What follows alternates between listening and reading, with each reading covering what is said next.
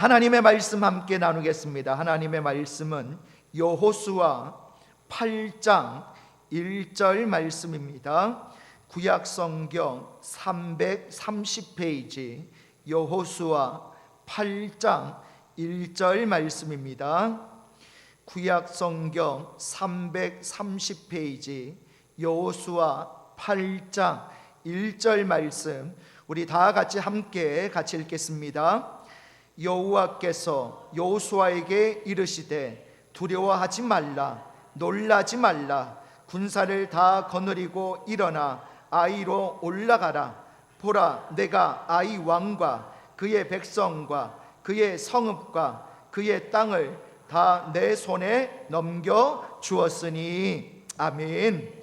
자, 오늘 말씀의 제목 따라해 보실까요? 다시 약속의 말씀을 붙들라. 제목이 좀 지난주 제목으로 나와 있죠. 죄송합니다. 다시 한번 따라해 보실까요? 다시 약속의 말씀을 붙들라. 자, 여러분 한 주간도 평안하셨습니까? 우리는 인생을 살아가면서 수많은 위기를 만납니다. 자, 그런데 사람은 언제나 거대한 위기 앞에서보다 마음을 놓고 방심할 때 더 큰 실패를 겪곤 합니다. 처음에는 아주 하찮아 보였던 작은 문제가 시간이 지나면서 돌이킬 수 없는 치명적인 결과를 가져오기도 하는 것입니다. 자, 그래서 우리말 속담에 이런 속담이 있죠. 얕잡아 보다가 어떻게 된다고요? 큰 코 다친다. 여기서 큰 코 다친다는 말은 단순히 조금 실패한다는 뜻이 아닙니다. 크게 망신을 당하고 회복하기 힘든 낭패를 본다는 무서운 뜻이 담겨 있죠. 역사적으로 이를 가장 잘 보여주는 비극적인 사례가 있습니다. 바로 1918년 전 세계를 공포로 몰아넣었던 스페인 독감입니다. 자, 당시 사람들은 이 병을 그저 지나가는 독감의 일종으로 가볍게 여겼습니다. 조금 앓다 보면 낫겠지 하는 안일한 생각이 지배적이었습니다. 하지만 그 작은 방심의 대가는 너무나 참혹했습니다. 전 세계적으로 무려 5천만 명 이상의 생명을 빼앗아가는 비극으로 이어졌기 때문이죠. 우리가 최근 겪었던 코로나19보다 훨씬 더 치명적인 전염병이었지만 초기 대응이 너무나 늦었고 마음의 방심이 컸기에 피해를 막을 수 없었습니다. 이렇듯 역사는 우리에게 분명한 교훈을 줍니다. 작은 것을 가볍게 여기는 태도가 얼마나 큰 비극을 초래하는가 하는 것입니다. 여러분, 이런 교훈은 세상 역사뿐만 아니라 성경 안에서도 발견됩니다. 오늘 우리가 함께 읽은 본문, 여호수아가 이끄는 이스라엘 백성의 아이성 전투가 바로 그 증거입니다. 광야 생활을 마치고 드디어 약속의 땅 가나안 땅에 들어온 이스라엘 백성의 기세는요, 하늘을 찌를 듯 했습니다. 그들은 자신들의 칼과 창이 아닌 하나님의 전적인 은혜로 첫 번째 성 여리고를 무너뜨렸죠. 난공불락이라 불리던 그 크고 견고한 성을 단지 말씀에 순종하여 7번 도는 것만으로 무너뜨리는 기적을 맛본 것입니다. 얼마나 기뻤겠습니까? 얼마나 감격스러웠겠습니까? 문제는 바로 그 승리의 직후였습니다. 승리의 기쁨에 도취된 이스라엘은 그 다음 목표였던 아이성을 지나치게 가볍게 여겼습니다. 여리고성에 비하면 아이성은 너무나 작고 초라해 보였기 때문입니다. 그래서 정탐꾼들은 여호수아에게 이렇게 보고합니다. 여호수아 7장 3절을 같이 읽겠습니다. 7장 3절 시작. 여호수아에게로 돌아와 그에게 이르되 백성을 다 올라가게 하지 말고 이 3,000명만 올라가서 아이를 치게 하소서. 그들은 소수이니 모든 백성을 그리로 보내어 수고롭게 하지 마소서 하므로. 아멘. 여호수아는 이들의 말만 믿고 하나님께 묻지도 않은 채 고작 3,000명의 군사를 이끌고 전투를 시작합니다. 그러나 여러분, 결과가 어떠했습니까? 참담한 패배였다는 거예요. 여호수아 7장 4절 5절 우리 두 절을 같이 읽습니다. 시작. 백성 중 3,000명 중 그리로 올라갔다가 아이 사람 앞에서 도망하니 아이 사람이 그들을 36명쯤 쳐 죽이고 성문 앞에서부터 스바림까지 쫓아가 내려가는 비탈에서 쳤으므로 백성의 마음이 녹아 물같이 된지라. 아멘. 아군 36명이 죽임을 당했고요, 이스라엘 군대는 적들 앞에서 등을 보이며 도망치기에 급급했습니다. 여리고 성에서의 압도적인 승리와 환호는 온데간데 없이 사라졌고 백성들의 마음은 두려움과 공포로 녹아내려서 물같이 되어버렸어요. 여러분, 이것이 왜 심각한 문제일까요?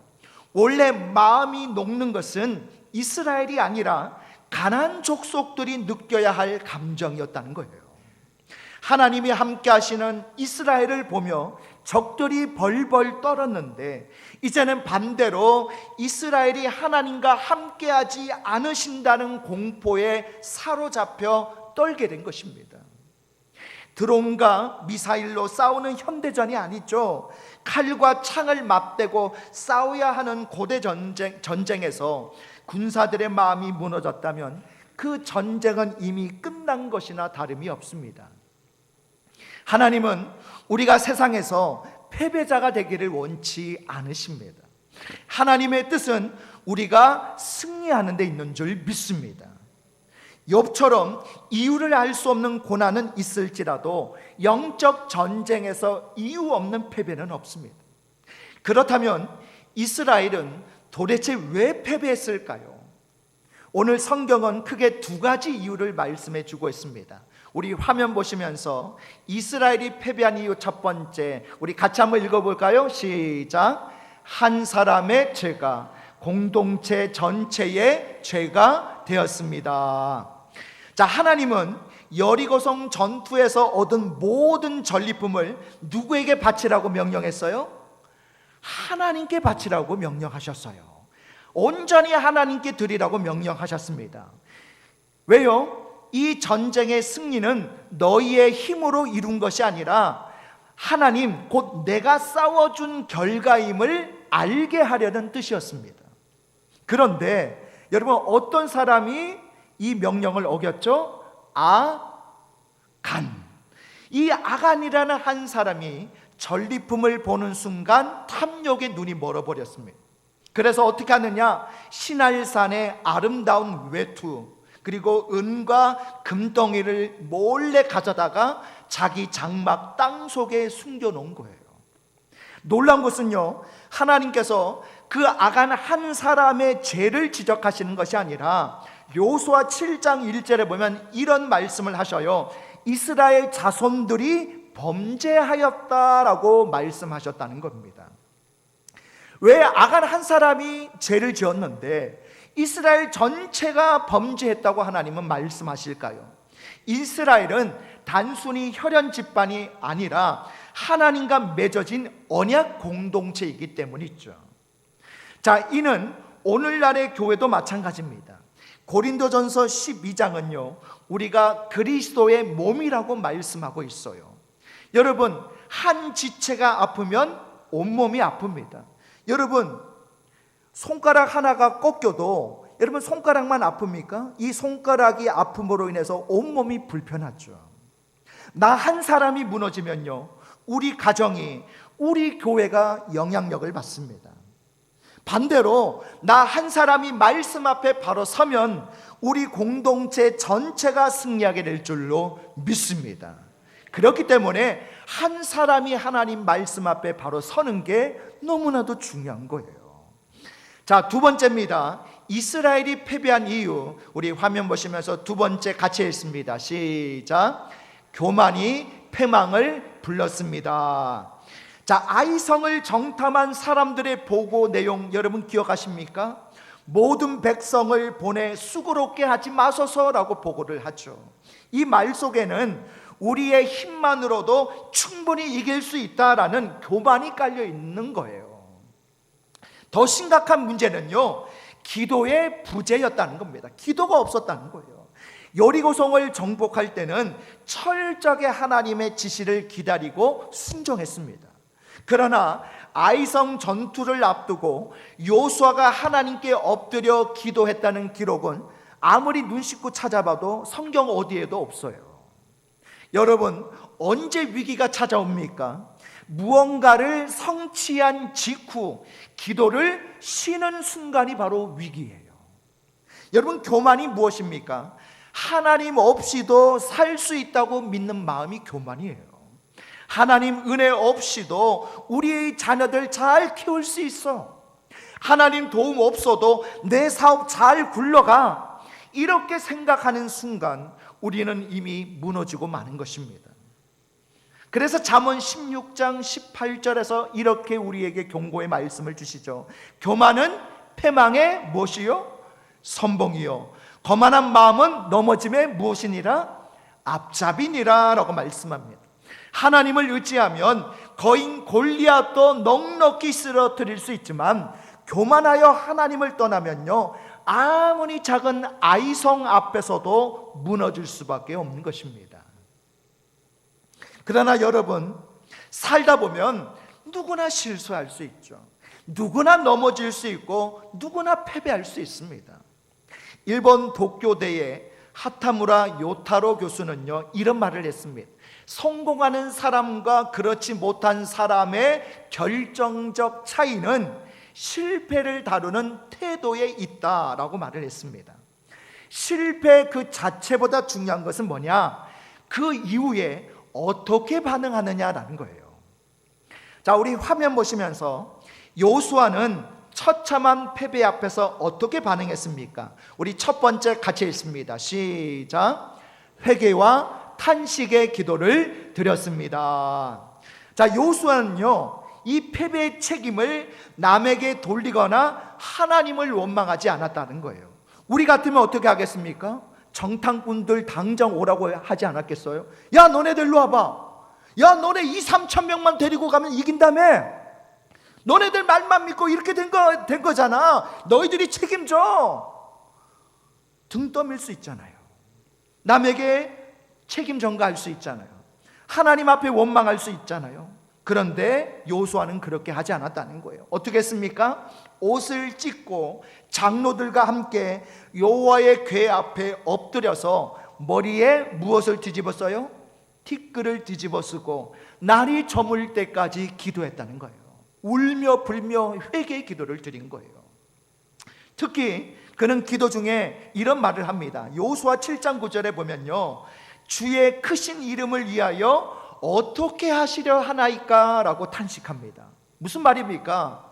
이 전쟁에서 패배했기 때문에 이제 가나안 족속들이 야, 뭐야, 하나님 믿는 이스라엘 백성들 아무것도 아니네. 하나님 아무것도 아니네. 하나님의 이름이 먹칠 당하는 것에 대해서 지금 여호수아는 탄식을 하고 있는 거예요.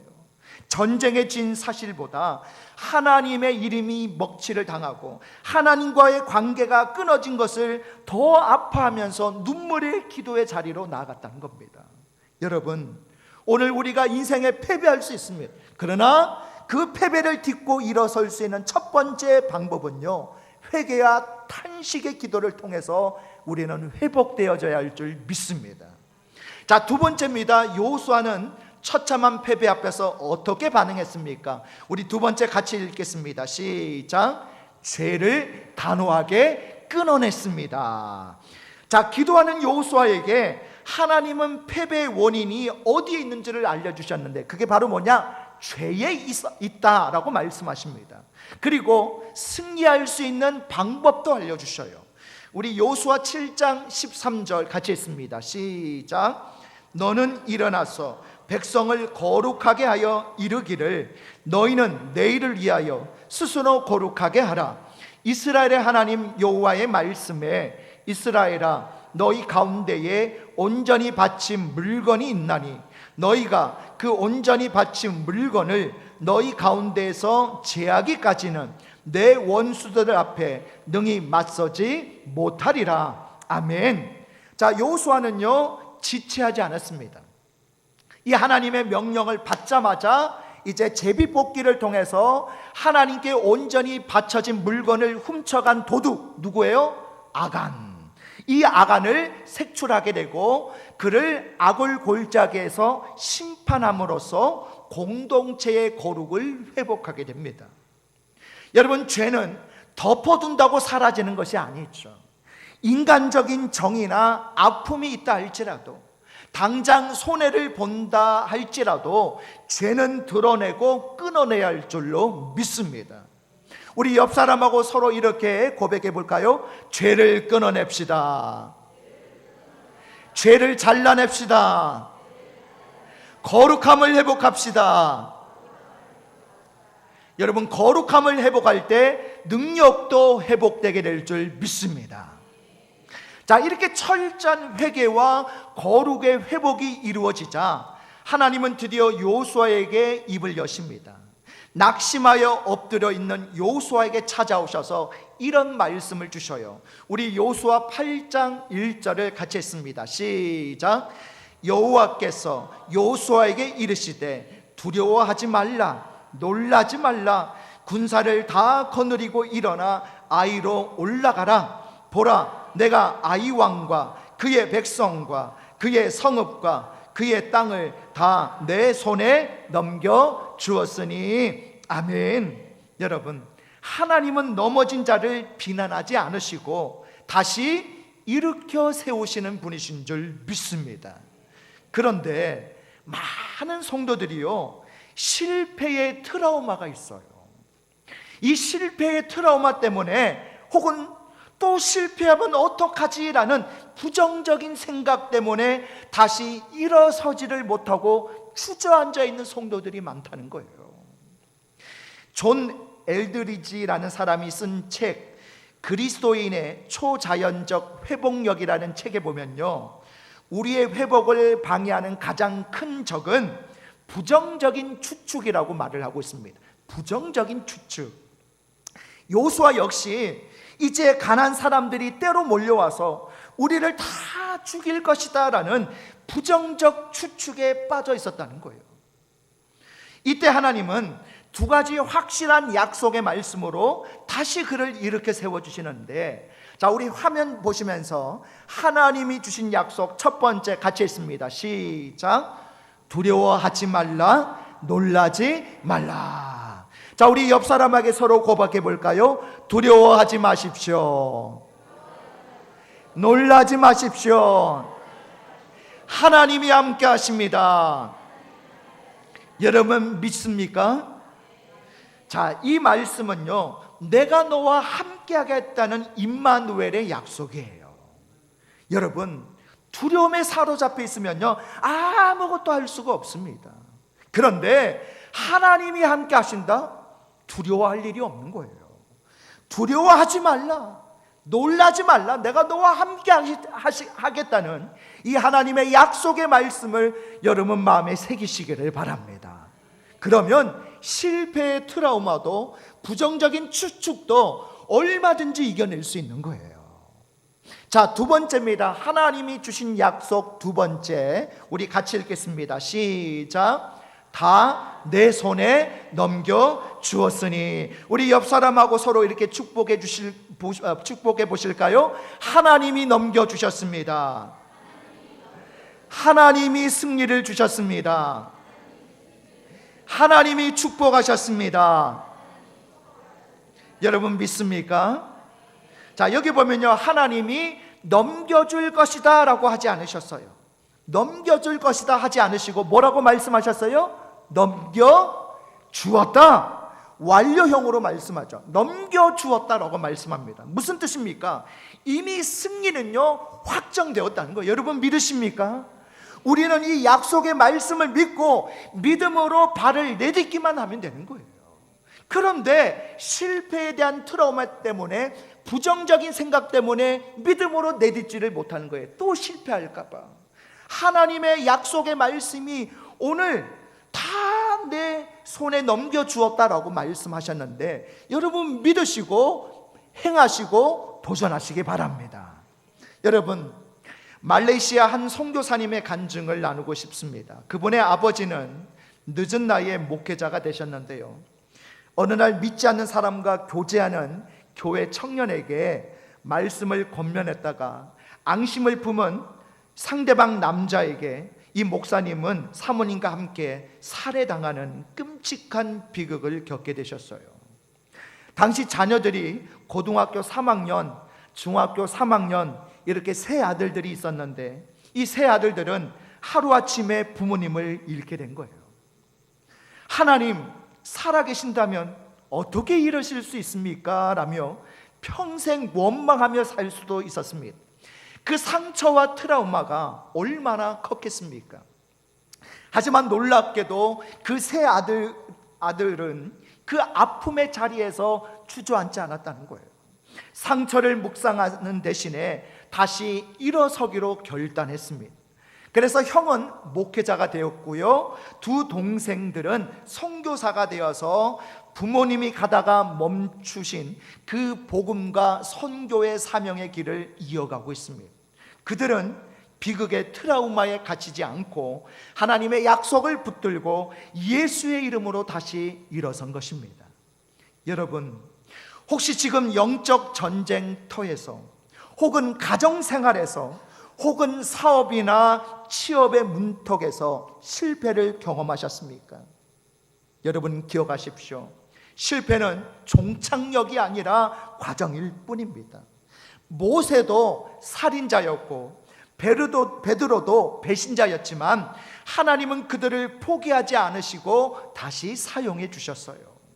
하나님은 우리가 실패의 자리에 주저앉아 있기를 원치 않으십니다. 사탄은 너는 끝났어, 너는 끝이야 라고 속삭이지만 하나님은 일어나라, 일어나, 내가 이미 너에게 승리를 주었어, 너는 이 약속의 말씀을 믿고 담대히 일어나면 돼 라고 말씀해 주십니다. 내 힘으로는 불가능합니다. 오직 하나님의 약속의 말씀을 붙들 때 가능합니다. 오늘 이 시간 우리 모두 실패와 낙심의 자리를 털고 일어납시다. 약속의 말씀을 붙들고 당당히 다시 도전합시다. 하나님께서 예비하신 승리가 바로 여러분 앞에 있는 줄 믿습니다. 우리 말씀 정리해 보겠습니다. 화면 보시면서 이스라엘이 패배한 두 가지 이유 같이 했습니다. 시작.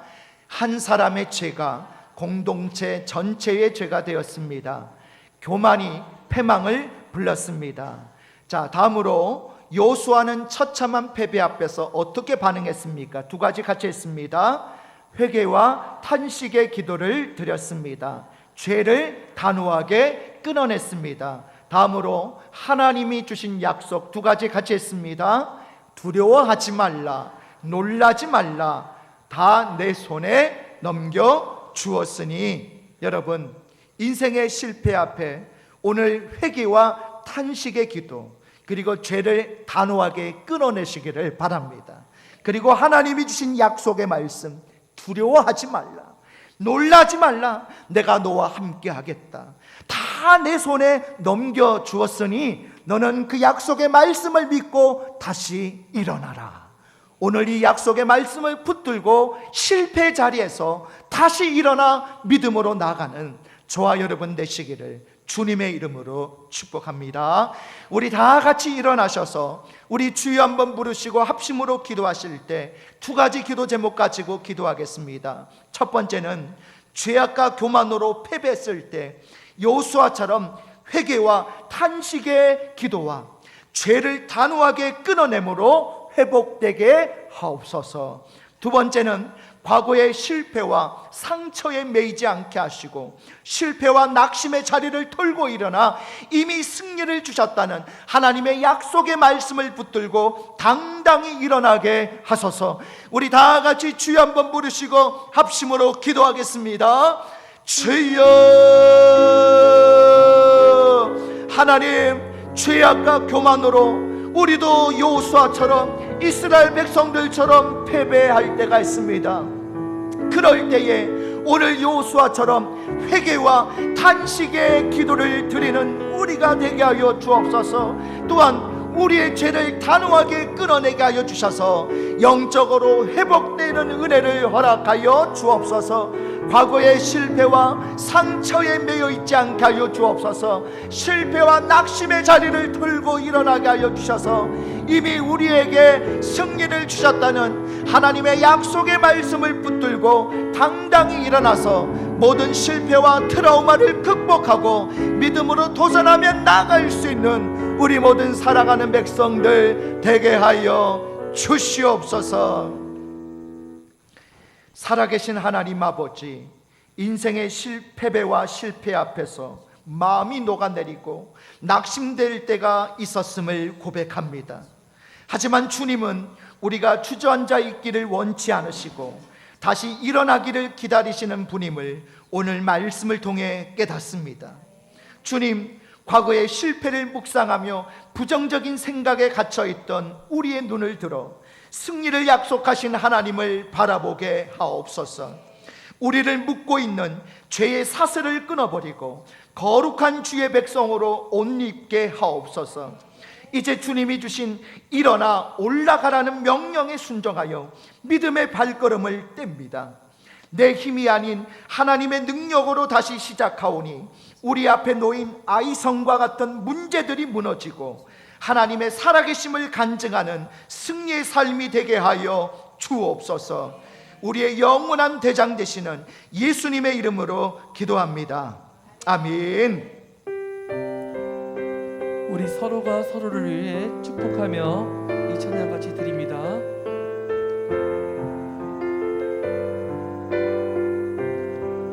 여호와는 너에게 복을 주시기를 원하며 너를 지키시기를 원하시며 여호와는 그 얼굴을 너를 향하여 드사 은혜와 평강 주시길 원하노라. 여호와는 너에게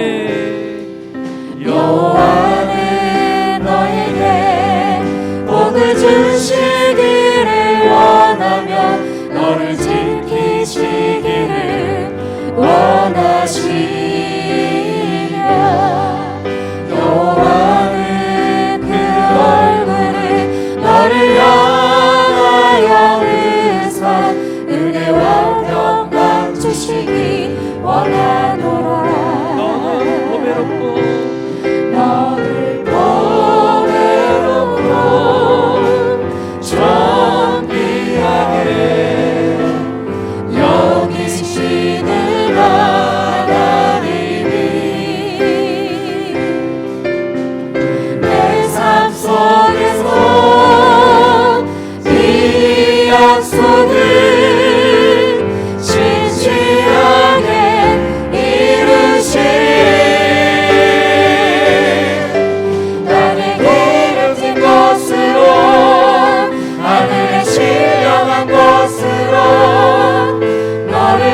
주시고 지키신 하나님이 너희 영원 잘 되도록 은혜 베푸시며 평강으로 인도하시리. 우리 평강으로 인도하시리. 평강으로 인도하시리.